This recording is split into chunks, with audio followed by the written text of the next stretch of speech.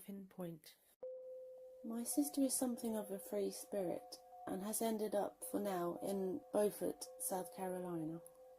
It is a beautiful place and great to visit, but the house that she is living in has been quite an experience for me. I have tried to dismiss the events as my overactive imagination, but it has become harder and harder to do so. She lives in a house on Coffin Point.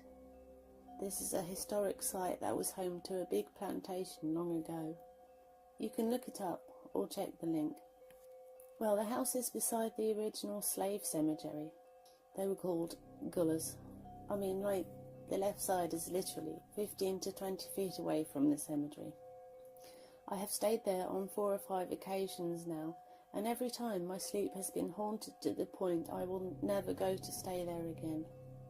She and her boyfriend are not bothered by the noises, but they constantly disturb my sleep there, leaving me terrified and sleepless. I stay on the ground floor on a daybed. I will fall asleep and then be awakened by the sounds. After that, the rest of the night long I will hear footsteps and clanking chains coming down the staircase. They always stop at the door at the bottom. I am not a nervous sleeper, and I do not normally have difficulty like this. This is quite out of the norm. They have a local gullah worker that comes to do occasional lawn work, etc. And there are certain points of the large yard that he will not work in. He says his people are buried there. I don't know, it's crazy to me, and they ridicule me for talking about it. But I know what I hear, and I'm not crazy. Here are a few pics of the house.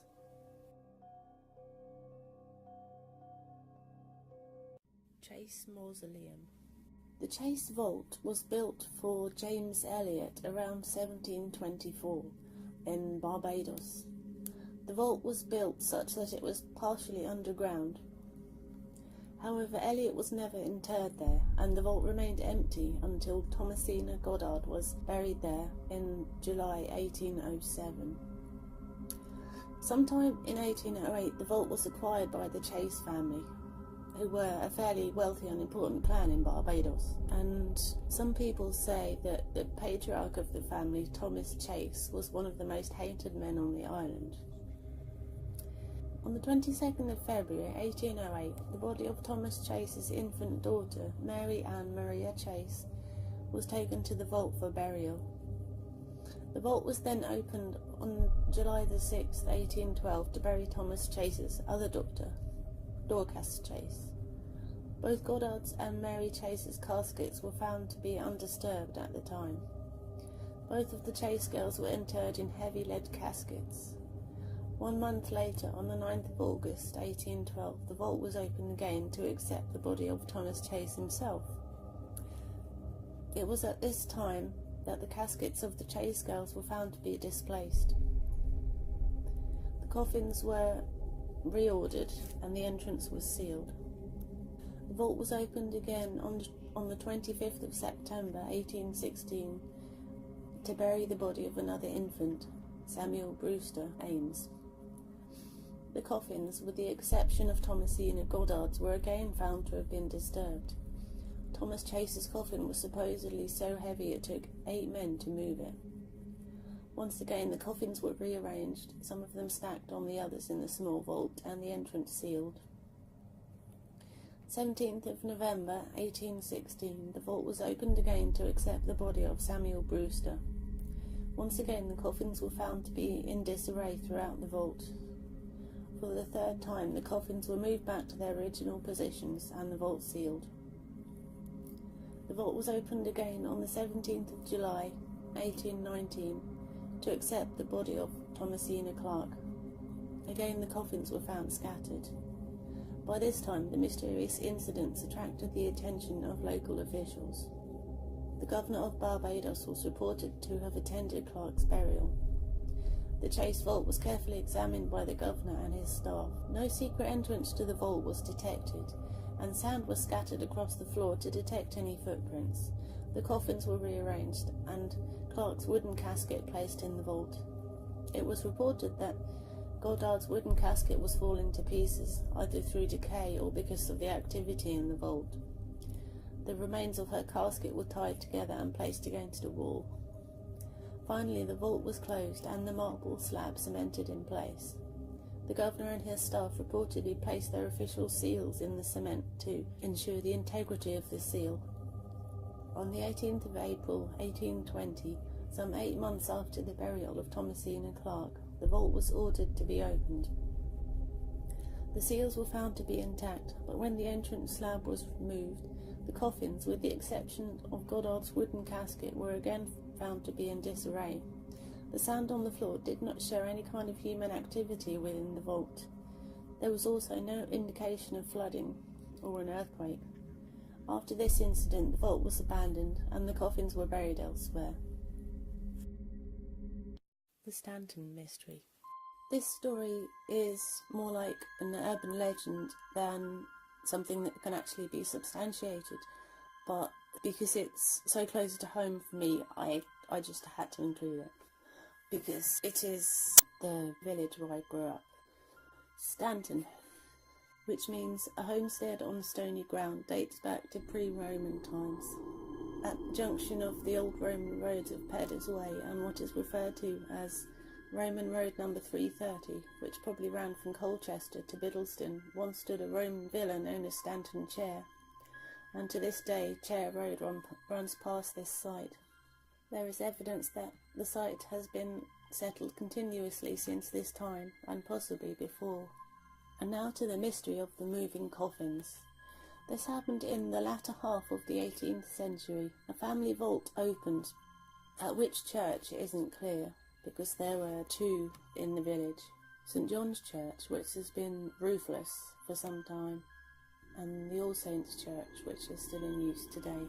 And several lead coffins already in residence were found to be moved from their positions, to the great astonishment of many inhabitants of the village. They were naturally replaced and the vault carefully sealed. Some time afterwards, however, the same thing occurred. The wayward coffins were again replaced, but the villagers must have really got the wind up when the coffins took to the floor for a third time and danced a lively jig.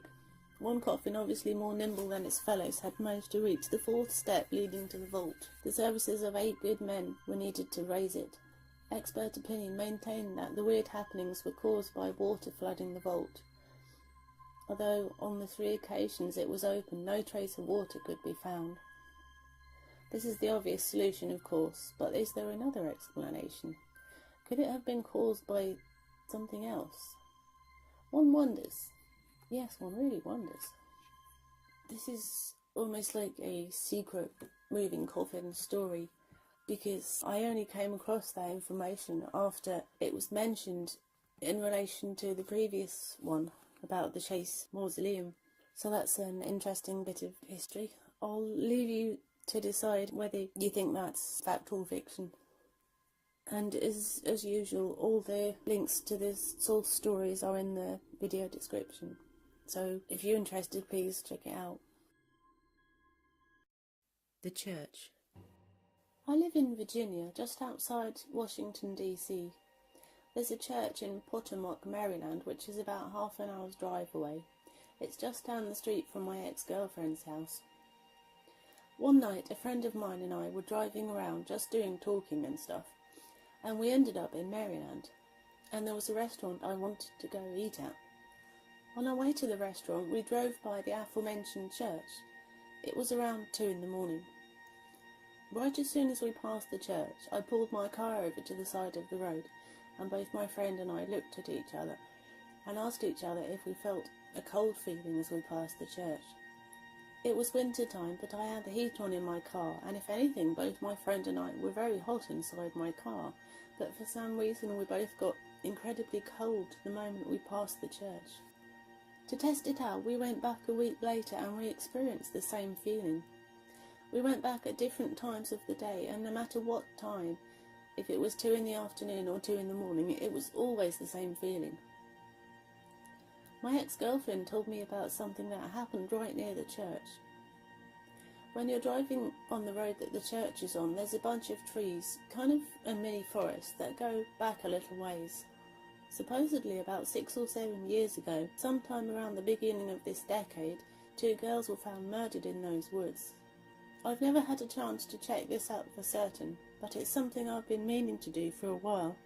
Something else that's somewhat odd is that every single person I've been to that area with, I don't keep in contact with. My ex-girlfriend and I had a pretty bad breakup, and we didn't quite work out as friends.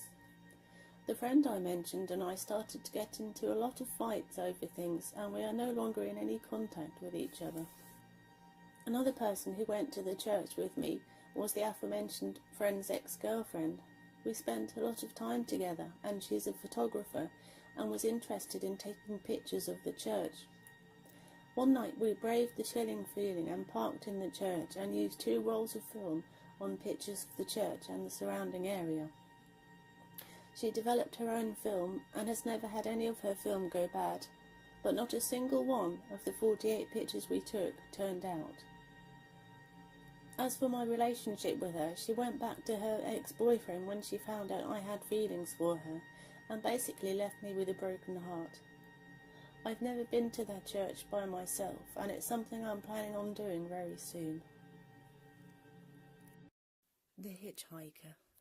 A couple of years ago, when I was working the night shift, I was on my way to work around 12 AM when I stopped at a streetlight. I was the only person on the road, so I was getting impatient waiting for the light to change. As I was sitting there, I heard a knock on my passenger window. I looked over, and this older gentleman, probably around 60 or so, was just standing there. I rolled down my window like an idiot and asked him, "Are you okay?" He just stands there, me thinking he's drunk or maybe had something wrong with him. I ask him again. Still no answer. Finally he says, "Can you give me a ride?" Keep in mind that the light has already changed twice, so I should have gone already, but me being nice, I stayed there. I asked, "Where do you need me to take you?" The guy said, "Just up the street, not far from here." I said, "Okay, but if it's further, I have to drop you off because I'm going to be late for work." So I said, "Get in." Again, I was worried if he was drunk. I didn't want him getting hit or getting hurt in some other way. The man got in, and as soon as I started to drive, I asked him his name and other small talk, but he just sat there. Finally, he answered that his name was Henry. I said I was pleased to meet you, Henry. "Are you sure you're okay? You really shouldn't be out walking at night in the road. You could get hit." Henry just sat there saying nothing. It was a cool night, but not freezing, and I noticed that Henry was shivering. I asked if he wanted me to turn the heat on, and he said yes, please. After about 10 minutes of driving, I asked Henry if we were getting close to his house because I had to get to work, and he just sat there. Finally he said, "Stop!" So I stopped the car, and he said we were here. I looked around, and there's nothing but fields on both sides. I asked him, "Here?" He said, "Yes, please." So he gets out and starts walking down the street. I'm thinking to myself, what the hell? As I'm about to get out of my car to go and see what he's doing, he stops in the middle of the road and just stands there. At this point, I'm getting worried, frustrated that I'm going to be late, so I just put my car in drive and slowly start to drive away. When I look in the mirror, I see Henry following me. I look down because I get a notice on my phone, and when I look up again, Henry's gone. Now keep in mind that I only looked away for a couple of seconds. There's no way that a person could move that quick out of my sight. By this time I'm freaking out, so I speed up and get to work. When I get inside, I see one of my co-workers, and he sees that I'm a little out of it, so he asks what's wrong. I tell him my story, and he goes, "Oh, you seen him too?" I'm like, "What?" He goes, "Yeah, a bunch of people have seen that guy. You ask for a ride, and you give him one. He'll have you drive so far and stop, and he'll get out. If you tell him no, he will follow your car, and when you look up in your mirror, he's gone." I'm like, maybe I'm dreaming, or just tired. So when I'm driving home after work, it's in the morning, and I'm coming up to where I dropped Henry off. And wouldn't you know it, in the far distance, there's a small cemetery with around 10 headstones. Needless to say that I quickly drove home, and the next night I put in for a transfer to the day shift. So if you find yourself alone at night, stopped at a traffic light, take my advice and don't give anyone a ride. You just don't know who or what they really are.